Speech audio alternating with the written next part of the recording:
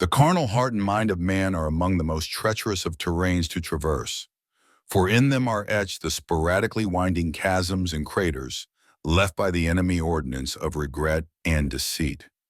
Salvos of shame and barrages of bitterness leave their life-altering destruction deep within.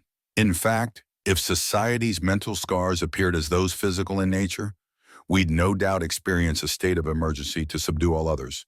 For most, if not all, would bear the extensive marks. The carnal heart and mind of man are indeed among the most treacherous of terrains to traverse. Along their paths lay well-coordinated ambushes of pride and lust and snares unto all things ungodly. No level of carnal morality will curb the inherent nature of sin that resides within. For all carnal morality is relative at best. There is but one absolute amidst the unending sea of relatives. It is indeed the only imparting of true morality. But it's so much more. It is renewal. It is redemption. It is restoration. It is the death of the old and the birth of the new and eternal. It is the washing of regeneration by a sovereign God who loved us in spite of minds and hearts set to outright rebellion from infancy.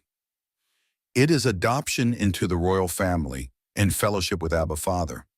It is heirship with the perfect Passover lamb. It is endurance imparted as the outward man perishes, but the inward is renewed day by day in the multitude of Abba's mercy. It is the consecration of hearts and lives in purpose and calling. The carnal heart and mind of man are indeed among the most treacherous of terrains to traverse.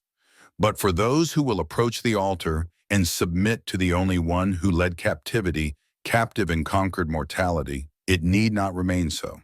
For those who will approach the altar and allow the dictator of self on the throne of the heart to be overthrown and replaced by the Holy Spirit, it is the ultimate reconciling of all things in God's time and joy and peace and life abundant, here and hereafter.